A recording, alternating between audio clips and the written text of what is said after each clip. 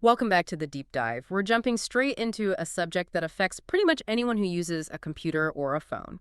The constantly shifting landscape of cyber threats, and specifically how malicious software malware is getting onto our devices and networks right now. Yeah, it's a moving target, always. We've been looking at some recent information that reveals some really sneaky and, well, pretty sophisticated tactics cybercriminals are employing. Absolutely.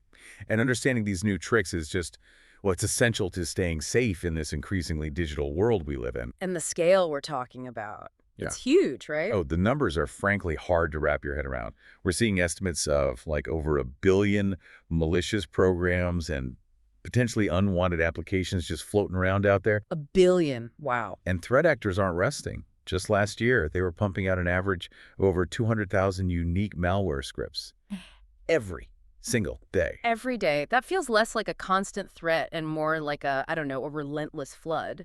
It truly is. And the trajectory is alarming. Predictions suggest that by 2031, ransomware attacks alone could be hitting someone, somewhere, every 2 seconds. Every 2 seconds. That's staggering. It is. And it's also crucial to realize this isn't just solitary hackers working out of a basement. Ugh. Much of this activity is highly organized. Right. Recent analysis points to about 65% of cybercriminals having ties to organized crime syndicates. Okay, so we're dealing with a massive organized problem that's growing really fast. Before we get into the really cutting edge stuff, maybe just quickly, when we say malware, what's that umbrella term actually covering? Sure. Malware is simply software designed with harmful intent. Its purpose is to, well, damage systems, steal sensitive data, spy on your activity, or just disrupt operations. Okay. Think of types like viruses that replicate, Trojans that kind of hide inside legitimate-looking files, or ransomware that locks your data for payment, worms that spread automatically across networks, adware that just spams you with ads, or spyware that secretly monitors what you do. Each one has its own specific approach to causing trouble. Gotcha. And we know there are classic ways this stuff gets around. What are the most common entry points cybercriminals still rely on? I mean, the oldies but goodies, so to speak. Well, the fundamentals haven't changed for some methods precisely because they still work incredibly well. Phishing emails remain a primary vector. Still number one. Pretty much. These are emails crafted to look legitimate, often from companies you interact with, banks, services, you name it. But they're scams. Their goal is either to trick you into revealing sensitive info directly or, more relevant to malware, to get you to click a malicious link or open an infected attachment. Like that urgent message about your bank account needing verification, or maybe the sender address looks just slightly off, or that weirdly worded request. Exactly. Those are the red flags, right? You need to look closely. Verify the sender's actual email address, not just the display name. Be extremely cautious of urgent or threatening language. Always hover over links without clicking to see the real destination URL pop up. Good tip. And absolutely never open attachments from unexpected or unknown senders. Just don't. Okay, phishing's still huge. And then there are the fake websites. That seems like a big one, too. A huge one, yeah. Attackers create near-perfect visual duplicates of legitimate websites. They want to trick you into thinking you're on the real site, so you'll download their malware or, enter your login details. And they make these easy to find. That's the trick. These fake sites are often designed to rank high in search results or appear as paid ads, exploiting the trust people naturally place in search engines like Google or Bing. So instead of searching and clicking the top link without thinking, maybe it's better just to go directly to the URL if you know it, or use a bookmark. Precisely. Or use a trusted bookmark you've saved before. Anything that avoids clicking on a link you didn't scrutinize or one that came from a search result you haven't verified is, well, safer. What about our phones? Are fraudulent apps still a major concern? They absolutely are. While official app stores like Google Play or Apple's App Store have security measures, malicious apps can sometimes slip through. They often mimic popular apps or pose as free versions of paid software. Sneaky. Yeah, so always check the developer information. Read reviews, though. Be aware fake reviews exist. Look at download numbers. Does it seem reasonable? And pay close attention to the permissions the app requests when you install it. Right, like why does a flashlight app need my contacts? Exactly. Does a simple game really need access to your contacts and microphone? If the permissions seem excessive for what the app does, be very suspicious. And those awful tech support scams, where someone calls pretending to be from Microsoft or Apple saying you have a virus. Ugh, yeah. Remote access scams are still used to get malware onto your system, often under the guise of fixing a problem you didn't even know you had. The attacker talks you into granting them remote access to your computer. Scary stuff. Just remember, legitimate tech companies almost never call you unsolicited to tell you your computer has a virus. They definitely don't need you to grant remote access that way. Okay. And even old school things like USB drives, are those still a vector? Believe it or not, yes. An infected USB drive left in a public place, like a coffee shop, or even given away as a promotional item at a conference, can install malware the moment you plug it into your computer. Wow. The rule remains, don't use unknown USB drives. And if you absolutely must, scan them thoroughly with up-to-date antivirus software before accessing any files on them. Okay, so those are the classic ways, and clearly they're still effective because criminals keep using them. But the recent information we've been looking at highlights a particularly nasty and, well, somewhat newer technique that's seeing a big surge right now. Yes, and actually, this deep dive is brought to you by Stonefly. If you're looking for secure, ransomware-proof storage for your enterprise, whether it's for primary data backup and disaster recovery, AI storage, or cloud solutions, Stonefly is a leader in the space. That sounds relevant given what we're talking about. It really is. They provide air-gapped and immutable storage solutions designed specifically to protect your critical data from evolving threats like the ones we're discussing today. You can contact sales at stonefly.com to schedule a demo and see how they can help secure your business. Okay, thanks for that. Now let's dive into what really caught our eye. This technique called SEO poisoning. Right. SEO poisoning is essentially the weaponization of search engine optimization. Attackers manipulate search rankings to make their fake, malicious websites appear at or very near the top of the results when you search for something specific, often software downloads. So you search for a piece of software you need, you click what looks like the official site because it's right there at the top, maybe even the first result, but it's actually a trap. Exactly. They're exploiting the trust people naturally put in search engines. And a key piece of malware being spread this way recently is a sophisticated loader called Bumblebee. Bumblebee. That sounds almost cute, benign. I'm guessing it's anything but. Anything but. No. Bumblebee first appeared back in 2022 and is believed to be linked to major organized ransomware groups, potentially even the remnants of the infamous Conti Syndicate. Oh, okay, serious players. Very. And its purpose isn't usually to be the final weapon itself. It's more like the delivery driver. Its main job is to get onto a system quietly and then download and execute other, more dangerous payloads. Like what? Things like infostealers designed to grab passwords and financial data, actual ransomware to encrypt all your files, or specialized tools like Cobalt Strike that attackers use to move around inside a compromised network, escalate privileges, gain full control, basically. And it's made a comeback using this SEO poisoning tactic specifically. It has. After a period of less observed activity, Bumblebee attacks have definitely resurged, and this SEO poisoning is a prominent new distribution method they're employing. How elaborate are these SEO campaigns? How do they get those fake sites to the top? Well, the core mechanic is creating these fake websites that mimic legitimate software download pages. Then they use various SEO techniques, keyword stuffing, perhaps link building, things search engines look for to push them high in search results. We've seen evidence-specific examples of these malicious links appearing right at the top on both Bing and Google searches for certain software. Wow. And part of their trick is something called typosquatting you mentioned. Yes, that's a classic technique they often combine with SEO poisoning. Typosquatting involves registering domain names that are deliberately very similar to legitimate ones, hoping you'll make a typo when typing the URL or just won't look closely enough at the link. Like adding an extra letter or using a different ending. Exactly. Think of it like a slight misdirection. For example, we saw recent attacks using domains like milestonescease.org instead of the real milestones.com, or winmtr.org instead of the legitimate winmtr.net, or even zenmap.pro. Just a small change, but it can make a big difference if you're not paying attention. And what kind of software are they targeting with this? Is it everyday consumer stuff or something else?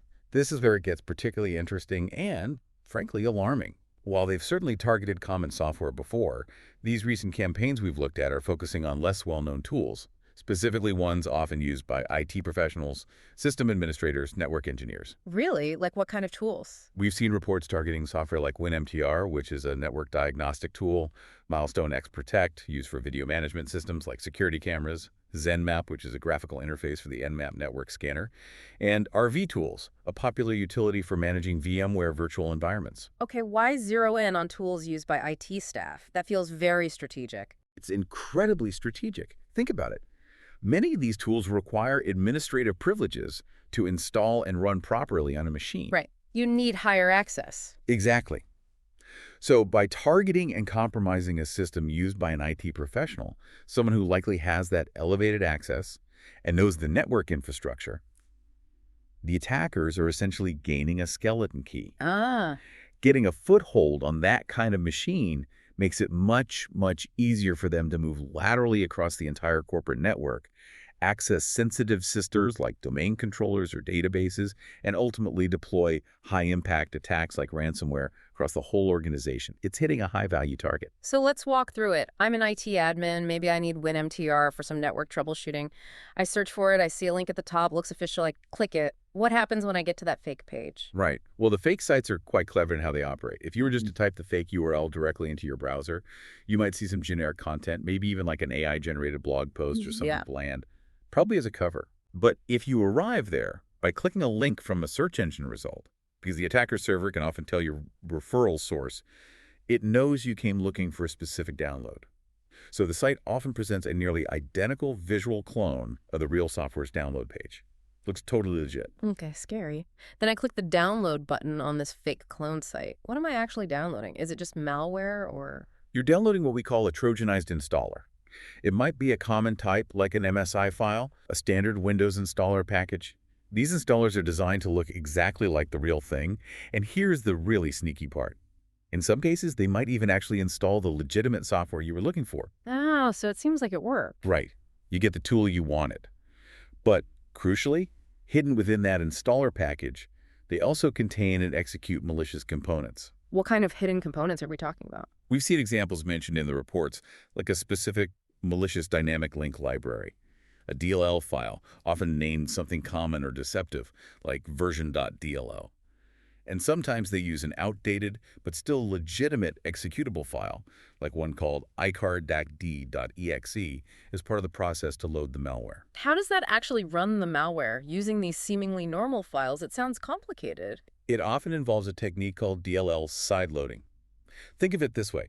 A legitimate program, like the MSI installer process, .exe, which Windows uses, needs certain helper files, these DLLs, to function correctly. Okay. The attacker crafts their malicious installer, so it places their malicious version.dll file in a location where the legitimate program looks for its needed helper files first. The legitimate program expects to find its standard, harmless helper DLL, but it gets tricked into loading and executing the attacker's malicious version.dll instead. Wow, so it's using legitimate Windows processes to execute the malicious code. Exactly, which makes it much harder for basic security software to detect because a trusted process appears to be running normally. That's incredibly sneaky, using the system's own functions against itself. It is. Highly effective. And once Bumblebee is running on your system via this method, its next step is usually to connect back to the attacker's servers. These are known as command and control servers, or C2. Right, calling home? Pretty much. This is how it receives further instructions like download ransomware now, or fetches the nastier payloads it's actually meant to deliver. The material we looked at notes a specific pattern for these C2 domains in some recent campaigns. They often look like a random 13-character string followed by the life top-level domain. That's how the malware calls home for its marching orders. So SEO poisoning is one major way they're pushing Bumblebee right now. Are there other methods it's currently using too? Is it sticking just to this? No. While SEO poisoning is definitely active and noteworthy, Bumblebee has also reappeared using older, more traditional methods recently, specifically phishing emails, but sometimes with new twists. For instance, a recent campaign involved emails designed to look like voicemail notifications. You know, the classic, you missed a call, click here to listen lure. Ah, yeah. I've seen those. Exactly. And these malicious documents, often Word files attached to the email, were reportedly using older techniques like VBA macros. These are mini programs embedded in Office documents that can run code. But wait, didn't Microsoft block macros by default now for Internet documents? They did. Which makes this interesting. The macros were apparently used to download and run scripts, which then fetched the Bumblebee malware loader. Attackers using this now suggests a couple things. Maybe they're testing to see what still works despite the blocks, or perhaps they're specifically targeting users on older, unpatched Office versions, or maybe even users in organizations who have deliberately re-enabled macros for some business reason. Okay, that adds another layer. Now let's talk a bit more about that RVTools situation, because the information we looked at presented a kind of interesting, maybe slightly confusing scenario there. Right. That was a notable case study within this broader Bumblebee campaign. There were initial reports circulating among security researchers that suggested the official RVTools website, robware.net, had actually been compromised. Compromise how? The suggestion was that the official site itself was directly serving malicious installers to users who downloaded the tool from there, like a supply chain attack hitting the trusted vendor directly. Okay, that would be a major incident, compromising a trusted vendor like that. It absolutely would be a significant security event. However, Dell Technologies, which owns RVTools, issued a statement fairly quickly after those reports surfaced. And what did Dell say? They denied that their legitimate websites distributed a malicious version of the software.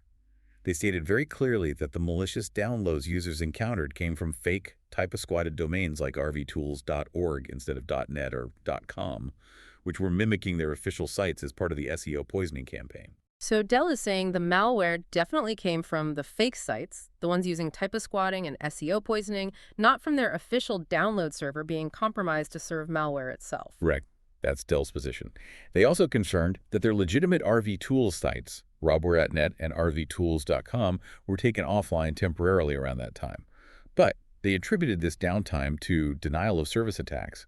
DDoS attacks, basically attackers flooding the sites with junk traffic to make them unavailable. They explicitly said it wasn't due to a compromise that led to distributing malware from their end.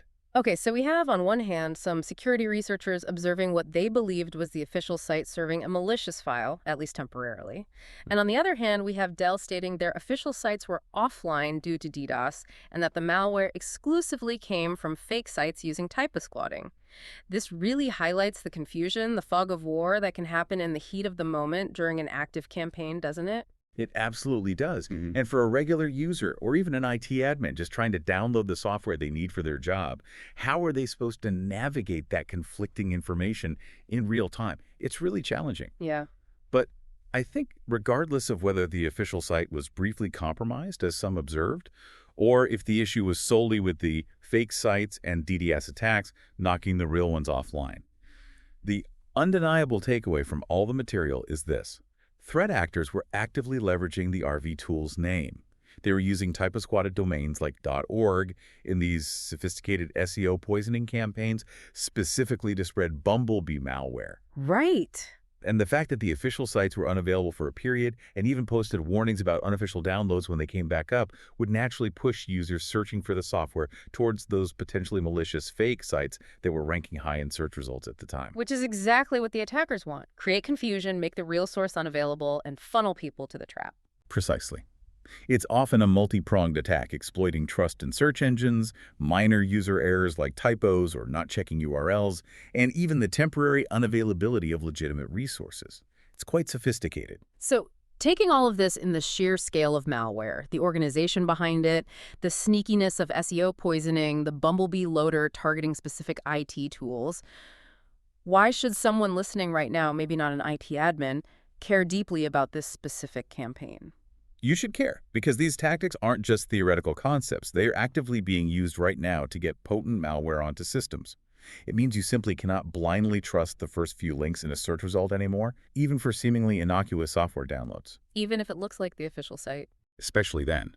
Attackers are putting serious effort, and presumably money, into making their fake sites look utterly convincing and gaming the search engine algorithms to push them to the top. And while this particular campaign targeted IT tools, the techniques, SEO poisoning, typosquatting, Trojanized installers can be easily adapted to target anyone searching for any type of popular software, game, utility, you name it. They are exploiting the most common way many of us find things online. We search, we click the top results. That's genuinely unsettling. So what can we do? How do we realistically protect ourselves and learn to spot these increasingly convincing fake sites and malicious downloads? Well, the recent information gives us some clear indicators to look for when you land on a website, especially one you found via search, and you suspect it might be fake. First, and arguably most important, scrutinize the URL in the address bar. Really look at it closely. Yes. Look for misspellings, extra words or hyphens, or unusual domain extensions like .org, .net, or .pro when you might expect a .com, or a specific country code for a well-known brand or piece of software. Typosquatting relies entirely on you not noticing these small, deliberate discrepancies. Again, if you know the official URL, typing it directly into the address bar is always safer than clicking a search result link. Okay, the address bar is absolutely key. What else should we look for on the page itself? Look for site security information in your browser, specifically the padlock icon next to the URL. Now, the padlock indicates the site uses HTTPS, meaning your connection to the site is encrypted, which is good for privacy. However, and this is really crucial, the padlock only means the connection is secure. It absolutely does not mean the site owner is legitimate or trustworthy. Right, attackers can get HTTPS certificates too now, can't they? Easily. So don't just stop at seeing the padlock. Click on it. Look at the certificate details. Legitimate businesses, especially larger ones, often have organization validations, OV, or extended validation, EV certificates. Getting these involve the certificate authority verifying the company's actual identity and existence. Fraudsters, on the other hand, almost always use the much cheaper and easier to get domain validation DV certificates. These only verify that the person requesting the certificate controls the domain name, not who they actually are. So DV certificate might be a red flag on a site asking for downloads or logins. It's definitely something to be more cautious about, yes. Right. Also, be wary of anything other than a clear padlock icon, like an info icon, a triangle with an exclamation mark, often indicating mixed content or plain HTTP, or an explicit, not secure warning from your browser. What about those little trust seals you sometimes see on sites, like from security companies or certificate authorities? Yeah, be skeptical and check them. Legitimate trust seals should be clickable. Clicking them should take you to a verification page on the provider's website, like DigiCert, Sectigo, etc., that confirms the site's security status and the company's details. Fraudsters often just copy and paste images of these seals that aren't clickable or lead to a fake verification page on their own fraudulent site. So click it and see where it goes. Okay. Are there any external tools that can help verify if a site is known to be malicious? Yes, there are several. Tools like Google's Safe Browsing have a site status checker where you can paste in a URL and it will tell you if it's currently flagged as unsafe. Many security software suites also include browser extensions that warn you about suspicious sites. It's worth checking if your antivirus has that feature. And beyond the technical checks, just using some good common sense, gut feelings. Absolutely critical. Look for other signs of legitimacy or lack thereof. Does the site have a clear privacy policy, terms of service, maybe a return policy if the e-commerce? Is there valid contact information, a physical address, a real phone number, not just a web form? Check the overall quality of the website. Are there numerous spelling mistakes or grammatical errors? Fraudulent sites, especially ones put up quickly, often miss these details or have poorly written content. Right. And the age-old advice remains incredibly true in cybersecurity. If a deal or a piece of free software you weren't expecting to find for free seems too good to be true, it almost certainly is. Trust your instincts. Okay, so rigorous website inspection, especially for downloads, is vital. What about the general best practices we should always be following to prevent malware, regardless of how it's delivered? Kind of a recap. Yeah, the fundamentals are still your absolute frontline defense. Number 1, keep your operating system Windows, macOS, Linux, and all your software, especially your web browsers and any plugins, updated promptly. Updates frequently contain critical security patches that close the very vulnerabilities attackers are trying to exploit. Patch, patch, patch. Always. Second, use strong, unique passwords, or even better, passphrases for all your important accounts. Don't reuse passwords. And wherever possible, enable multi-factor authentication, MFA, sometimes called two-factor authentication, 2FA. That extra step of getting a code on your phone or using an authenticator app can block attackers even if they somehow manage to steal your password. MFA is huge. What else? Know the signs of a potential infection on your devices. Is your computer suddenly running extremely slowly? Are you seeing constant unexpected pop-up ads? Are there unfamiliar programs running in your task manager? Have your browser settings like your homepage or default search engine changed unexpectedly?